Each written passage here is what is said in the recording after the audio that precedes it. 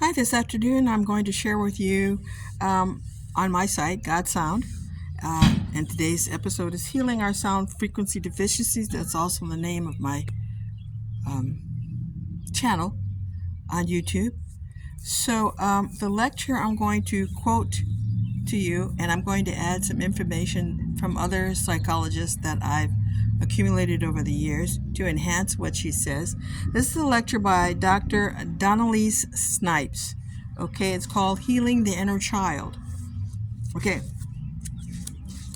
while healing your inner child, your own infants and toddlers will receive the same miracle benefits while you're healing your inner child. What are we talking about?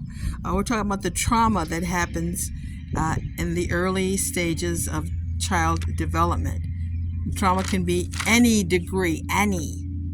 All right? And everything is trauma. All of your expression of your emotions, your needs and wants and desires in opposition to what the child wants is trauma. Okay? However, now, when children, this is her quotes here, when children are wounded or traumatized, they often withdraw. You notice your child withdraw? What does withdrawal look like? Now, this is what I have read and have watched because of the kinds of jobs that I've had. They might have less face-to-face time with the parent or caregiver who has caused them deep emotional pain.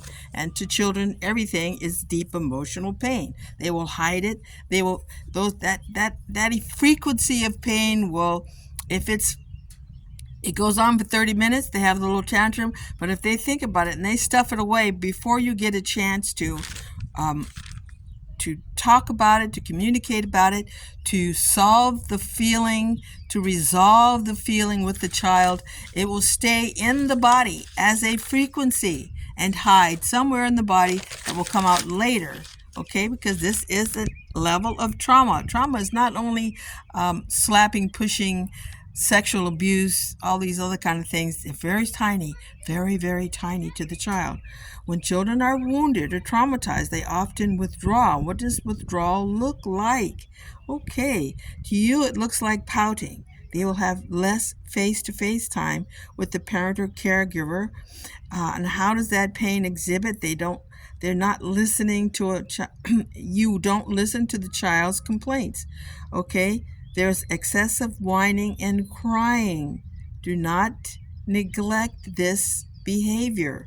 Whining and crying. This is a nonverbal signal to the parent that something is still bothering the child. Something needs to be resolved. They want to be heard. They are human beings. They're truly perfect emotional little light bulbs, and they're saying, I have not been heard. You've deeply wounded me.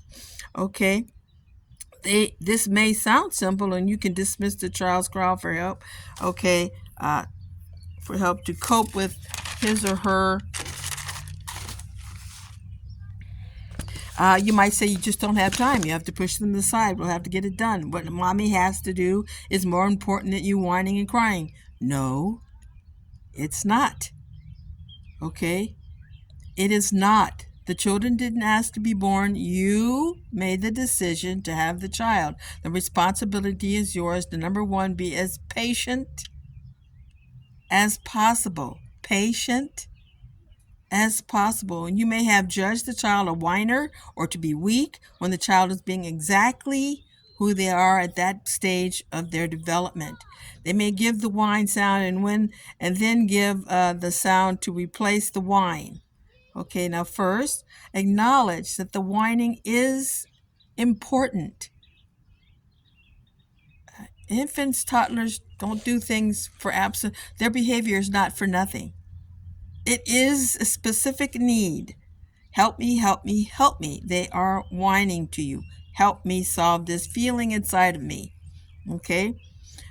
So, when this happens while shopping and you feel you cannot or will not take the time to address this hitch in your day, in your life, remember the child is on earth because of decisions made by you, and you now have the responsibility to help it and to be the best child it can be. Okay, a tantrum on the floor, constant pouting, lips mumbling, brows stitched together tightly, lagging behind, all equates that they're going to punish you, the caregiver. The second attempt to communicate, this is their second attempt to communicate. It's need to clear their emotions. This is why they're doing this. They have to end this feeling. Help them end this feeling and not store it. Because this is what they're going to do. They're going to store it in the body in that bioenergetic field, and it's going to hang there until it's talked or played out in some other destructive behavior. And it will be destructive to the child, because emotionally, psychologically, they don't want to hurt you, but some have enough gumption to yell and scream, and others don't. Other personalities just stuff it. Okay? To get emotions, they're doing this to get support from the caregiver. They need your support. This is your moment to shine as a parent or a caregiver. It is your moment to give life or death, because you have life or death is in the power of your tongue. Okay?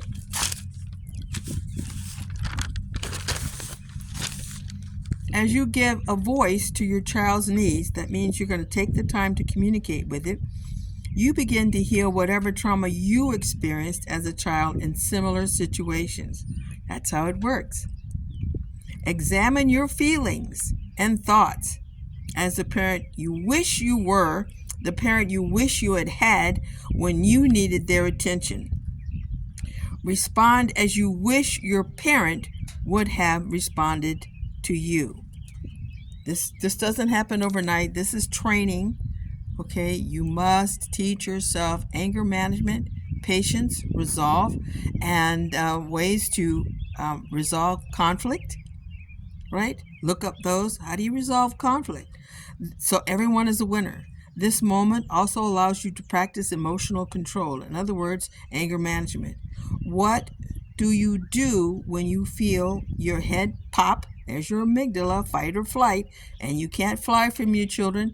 You could choose to fight them, but that's hurting them, and it's not healing you either. Stop a moment, take a deep breath. Slowly inhale and exhale. Because remember, they don't know they're pushing your buttons. They're just merely attempting to meet a need. Okay, which is to get you to listen, to pay attention to their feelings. And paying attention to their feelings is tantamount to being a good parent. Tantamount to not destroying this little child, because the power of life and death is in your words in response to this child. Okay? Now, your response to their behavior will either diminish the development of their true selves, decrease their decision to trust you with their true selves, or it could strengthen your bond, because then they can feel safe with however feelings or whatever feelings they are having, because you will not neglect them, reject them, okay, or just dismiss them. You will build trust. Remember, their life or their death is in the power of your tongue. And then you can play instruments and music and sing together.